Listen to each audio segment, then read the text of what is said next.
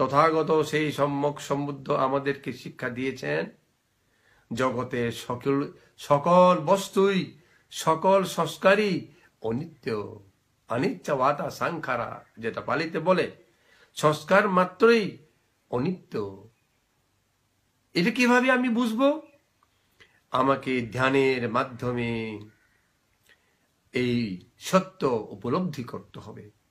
আমরা বই পড়েও উপলব্ধি করতে পারি, ধর্মজ্ঞান ধর্ম দেশনা শুনেও উপলব্ধি করতে পারি, তবে এই ধর্ম বই পড়ে ধর্ম দেশনা শুনে যে উপলব্ধি, এটা হবে শ্রুতময় জ্ঞান, এটা পরিপূর্ণ জ্ঞান হয় না। শ্রুতময় জ্ঞান কিরকম আগে লাভ করবেন? আপনারা বুঝবেন এই শরীর অনিত্য। কেন অনিত্য? সর্বদা আমার এই পঞ্চস্কন্ধ রূপ বেদনা সংজ্ঞা সংজ্ঞা সংস্কার বিজ্ঞান নামক এই শরীর প্রবাহমান স্রোতের মতো সব সময় নতুন উৎপন্ন হচ্ছে, পুরাণ ব্যয় হচ্ছে, আবার সেই নতুন উৎপন্ন হচ্ছে, আবার ব্যয় হচ্ছে। যাহা ব্যয় হচ্ছে সেই জায়গায় আবার নতুন উৎপন্ন হচ্ছে।